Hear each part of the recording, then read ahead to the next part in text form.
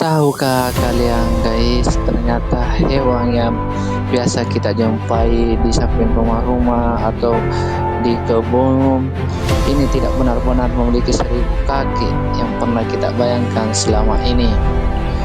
Hewan dengan julukan milipede atau yang lebih sering disebut kaki 1.000 dikenal karena jumlah kakinya yang sangat banyak. Hewan ini dapat bertahan hidup hingga 7 tahun.